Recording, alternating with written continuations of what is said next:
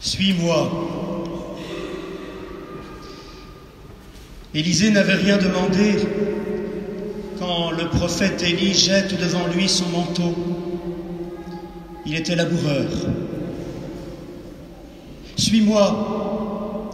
Ce jeune homme qui allait enterrer son père, lui non plus n'avait rien demandé. Et pourtant Jésus l'appelle.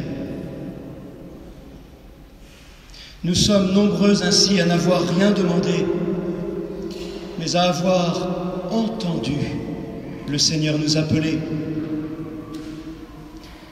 Personnellement, je voulais devenir médecin.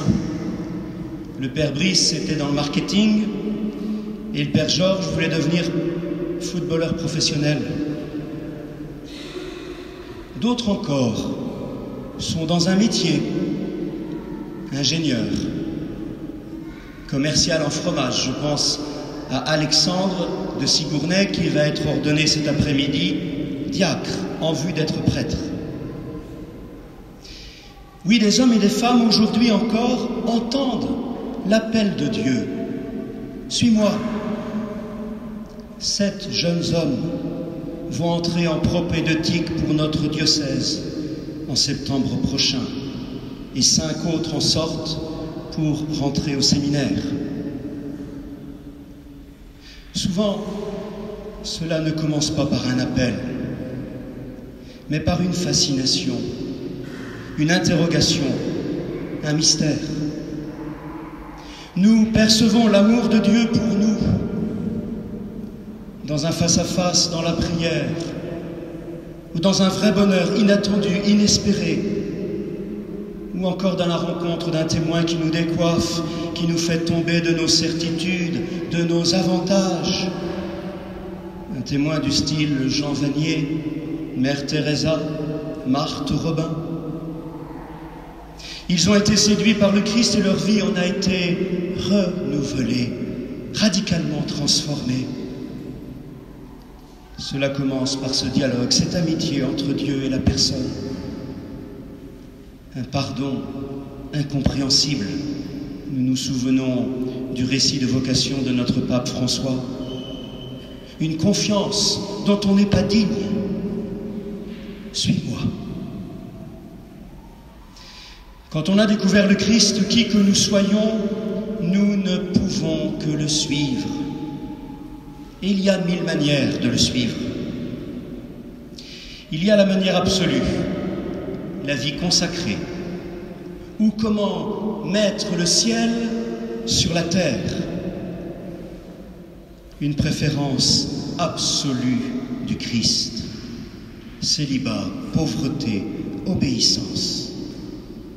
Mettre du ciel sur la terre, Dieu seul permet de vivre cela de manière équilibrée. Dieu devient le tout, comme l'écrivait sainte Élisabeth de la Trinité carmélite.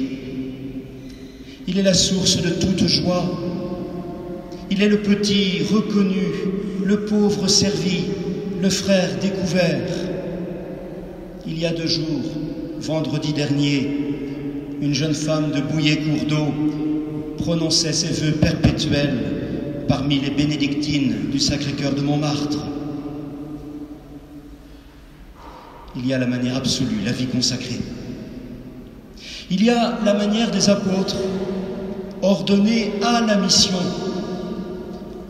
Ils ne sont pas là pour faire fonctionner des paroisses, comme le disait Monseigneur Éric de Moulin-Beaufort dans un article de la Croix cette semaine, comme s'il s'agissait d'une organisation humaine, d'une association loi 1901.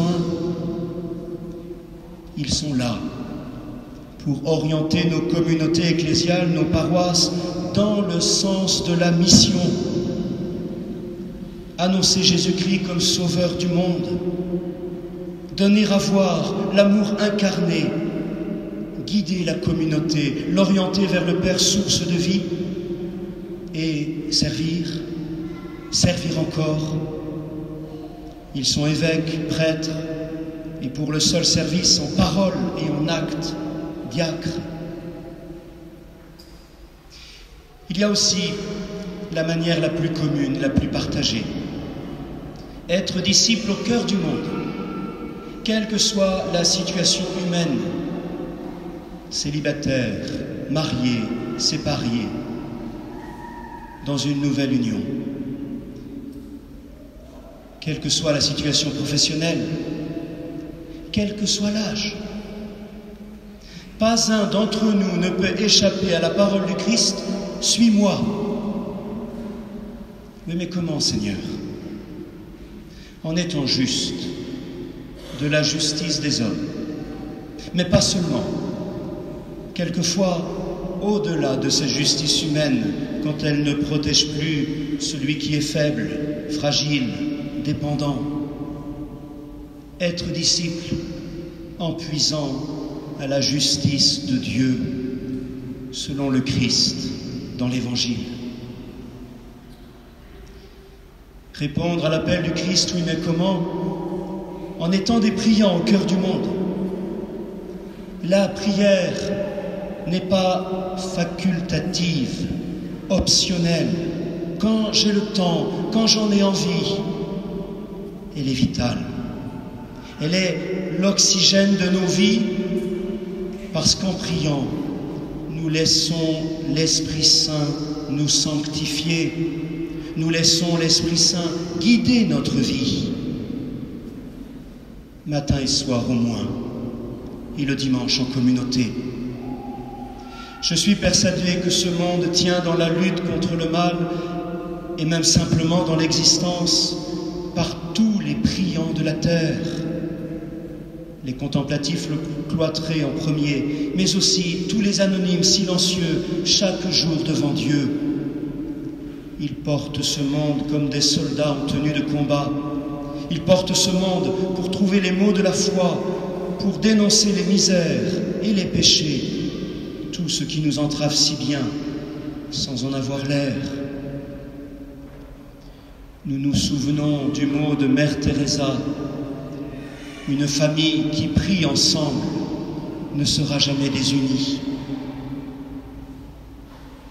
C'est pour que nous soyons libres que le Christ nous a libérés. Qui fera connaître cette liberté, ce salut acquis? Qui le fera connaître non seulement par la voix, mais encore par la droiture d'une vie toute attentive, toute donnée, sans gloire et désintéressée de soi? Nous connaissons nos réticences. C'est d'abord notre manque de foi. C'est d'abord notre péché. Et puis il y a nos résistances autres, comme le travail, la carrière. Par chance, le récit qui nous est donné nous montre un Élysée arrivant au bout des 12 arpents de terre, au bout de son labour.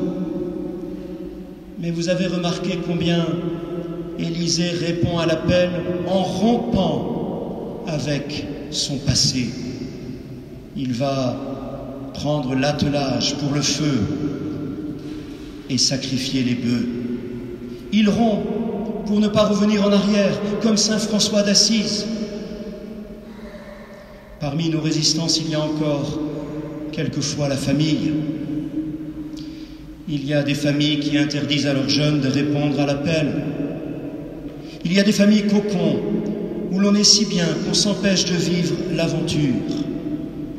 Il y a des liens qui étouffent, retiennent, que chacun soit à sa place. Nous avons des devoirs envers nos parents.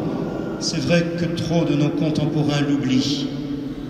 Mais nous avons également à inventer chacun notre aujourd'hui, en fidélité et en nouveauté. Et puis parmi nos résistances, il y a encore nos peurs. Jusqu'où cela va-t-il me mener? Jusqu'où le Seigneur va-t-il me saisir? Jusqu'à quel don de moi que je n'aurais pas choisi? Le Seigneur ne prend que ce que on veut bien lui donner.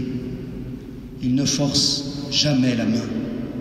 Mais par contre, qui lui fait confiance devient infiniment libre et épanoui, accomplit plus qu'il ne pouvait imaginer. Greffé à son don d'amour, nous pouvons être comme des surfeurs sur la vague qui nous laissons emporter dans la foi et la paix. Trop souvent, nous manquons de foi.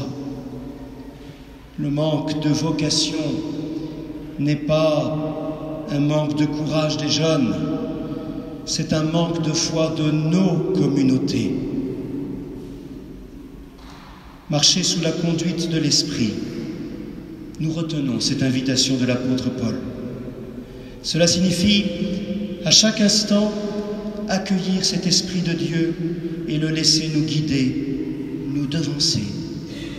Être toutes écoutilles ouvertes pour entendre et discerner, répondre et réagir.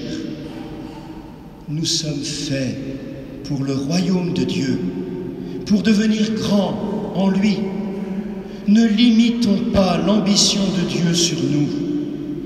Il veut enflammer le monde de son amour. Le feu n'est pas bon pour les forêts. Il doit plutôt consumer notre cœur pour être répandu. Amen.